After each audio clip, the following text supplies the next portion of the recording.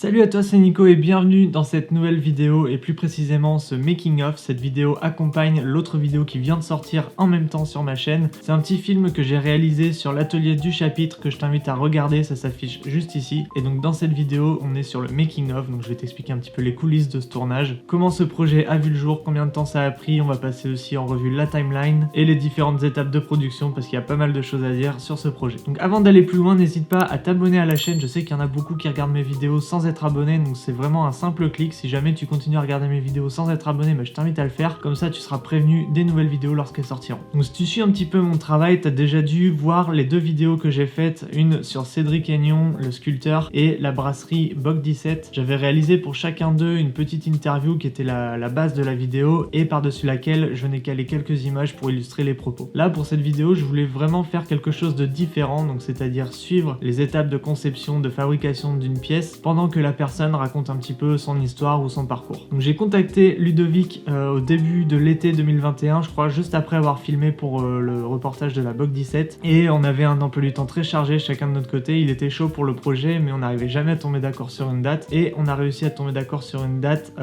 plusieurs mois après, je crois. Donc ça m'a laissé pas mal de temps pour réfléchir et penser au format de cette vidéo qui à la base devait être une simple interview plus des images pour alimenter comme j'avais fait précédemment, et au fur et à mesure que les mois ont passé, j'ai réussi à faire mûrir un peu plus le projet dans ma tête, et cette idée de suivre les étapes de fabrication d'une pièce et le récit en voix off, je trouvais que ça correspondait un petit peu mieux à son univers, donc c'est sur ça qu'on est parti. Et plus le jour du tournage approchait, plus j'avais envie de m'imposer des contraintes, pas seulement au niveau du tournage mais aussi au niveau du montage. Donc parmi ces contraintes, pour le tournage, je m'étais fixé comme objectif de filmer avec un seul objectif pour le coup, et tout le tournage entièrement à la main, donc pas de trépied ni de stabilisateur. Donc l'objectif que j'ai utilisé, c'est le 35 mm f1.8 en monture RF de chez Canon toujours. C'est le premier objectif que j'ai acheté avec mon boîtier, je l'adore vraiment, je m'en sers énormément, et même si c'est une focale fixe, je trouve qu'il est assez passe-partout parce que c'est quand même un objectif macro, donc on peut se rapprocher à fond de son sujet et jouer avec le focus. Pour ça c'est cool parce qu'en plus il ouvre à 1.8, donc on peut vraiment jouer avec la bague de focus, ça c'est génial, et il est suffisamment large pour faire des plans d'ensemble, donc vraiment pour ce tournage c'était idéal pour moi. Et la troisième contrainte que je me suis imposée à moi-même, cette fois c'était au niveau du montage, c'était pas bien compliqué à faire, c'était de faire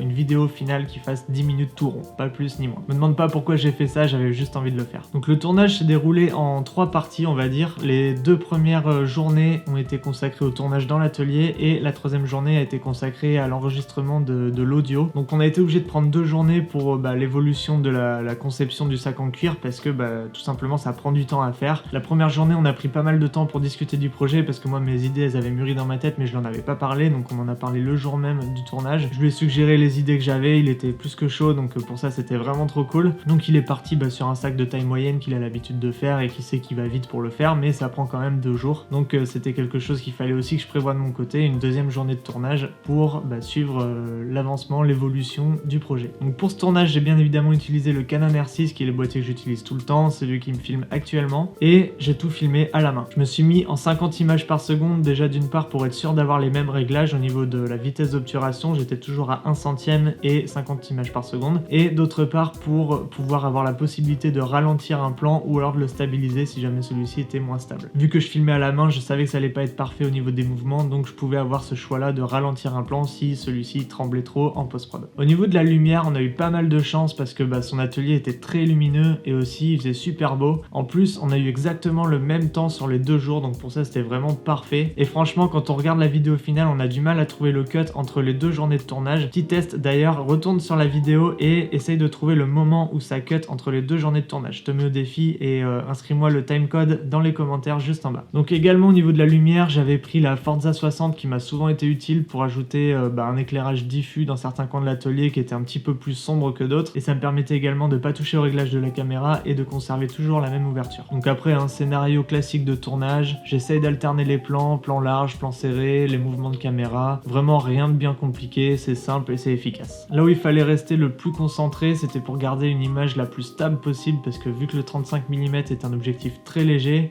quand on l'a à la main on a tendance à trembler un petit peu lorsqu'on filme, donc j'ai quand même quelques plans dont j'étais obligé d'appliquer une stabilisation en post-prod ou bien de mettre au ralenti parce que ça tremblait trop et j'avais pas trop le temps de revisionner les rushs sur place parce qu'il fallait enchaîner. Mais bon, dans l'ensemble, je m'en suis sorti et je suis quand même assez content de moi pour un shooting entièrement réalisé à la main. Donc la 2e journée était vraiment identique à la première, on a fait ça la semaine d'après je crois, donc ça lui a laissé le temps de lui d'écrire un petit peu le texte qu'il allait dire dire en voix off. Et moi ça m'a laissé également le temps de faire un premier dérush et de voir les plans de coupe qui me manquaient pour la deuxième journée. Donc au niveau du tournage c'était vraiment similaire à la première journée, il y avait pas mal de couture à faire pour lui, pour assembler toutes les parties du sac. Donc au final il a quand même réussi à finir le sac en milieu d'après-midi, ce qui nous a laissé le temps de tourner la petite séquence en extérieur où il prend son sac en photo. On a tourné ça sur les coups de 17h, 17h30, à savoir que là on arrive en hiver, donc il commence à faire nuit le soir. C'était assez speed, mais bon on a quand même réussi à shooter les quelques scènes qu'il nous fallait, et pour ça c'est génial. Ensuite, côté technique, j'ai eu un seul problème, c'est au niveau de la surchauffe. Le premier jour je m'y attendais parce que vu que je filme en 4K 50 en C-Log 3, et je m'attendais à avoir une petite surchauffe au bout d'un moment, surtout qu'en plus dans l'atelier il faisait vraiment très chaud. Mais bon, au moins il s'est jamais éteint, le témoin est apparu 2 ou 3 fois, pas plus. Je prenais mes précautions, je l'éteignais quand je m'en servais pas et je le rallumais au moment voulu. Comme ça lui permettait de se refroidir, et puis Ludo aussi prenait son temps à faire ses pièces. Niveau stockage, c'est nickel, j'ai filmé au total je crois 250 gigas de rush, donc c'est très correct, et honnêtement je m'attendais à plus. J'ai déjà fait pas mal de tournages où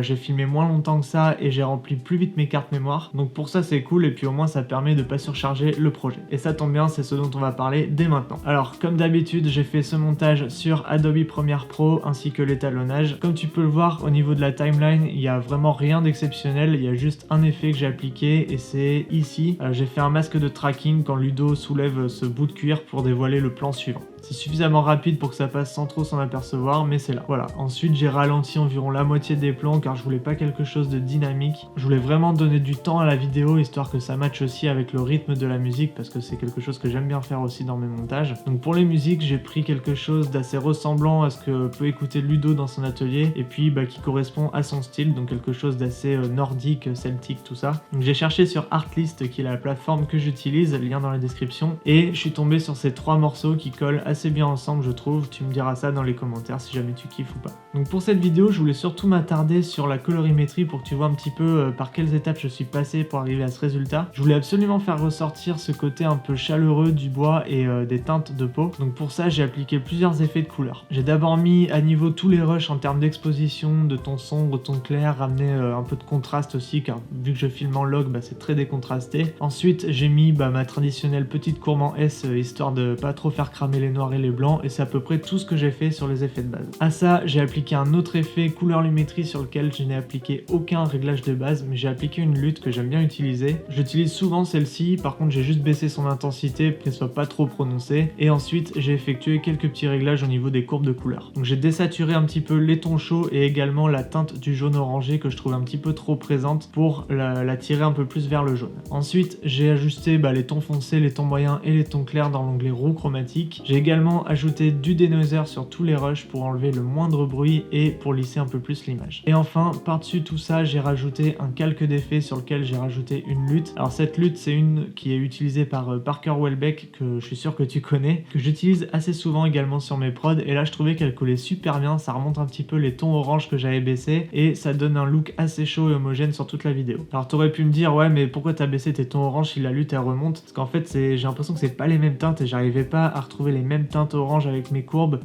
Je savais qu'avec la lutte j'allais pouvoir les retrouver, donc c'est pour ça que j'ai fait comme ça. Donc voilà pour la colorimétrie, il y a vraiment rien de bien compliqué encore une fois. Je te mets plusieurs exemples de avant-après pour que tu vois la différence ou l'évolution entre le log et ma colorimétrie finale.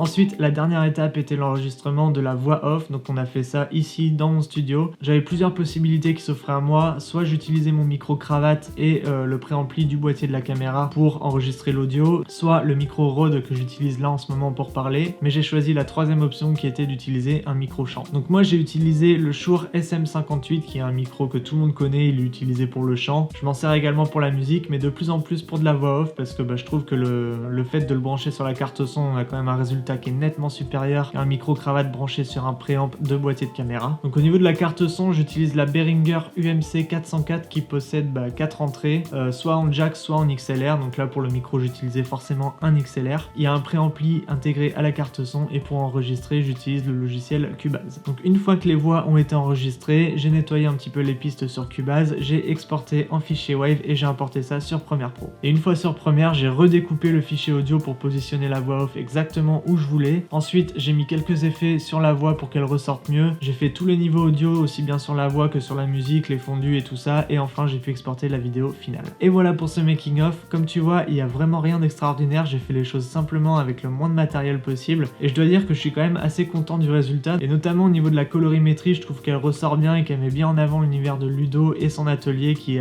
ont des tons assez chauds, et le cuir aussi a un ton assez chaud. Donc je voulais vraiment trouver quelque chose qui matche bien avec son ambiance. J'aurais pu aller un petit peu plus loin avec la colorimétrie en augmentant le contraste ou la saturation générale, parce que je sais que YouTube dégrade un petit peu les images quand on les met en ligne. Mais bon, j'ai quand même obtenu le résultat que j'avais en tête depuis le début, et c'est ça le principal. Voilà, donc cette vidéo touche à sa fin. Merci à toi d'être resté jusqu'au bout si t'es encore là. Si jamais t'as des questions, des commentaires, des astuces, des conseils, tout ça tu me le dis dans les commentaires juste en bas, je t'y répondrai, y a aucun problème. N'oublie pas de liker et de t'abonner à la chaîne si t'es nouveau ici, et moi je te dis à mardi prochain pour une nouvelle vidéo. Porte-toi bien, ciao.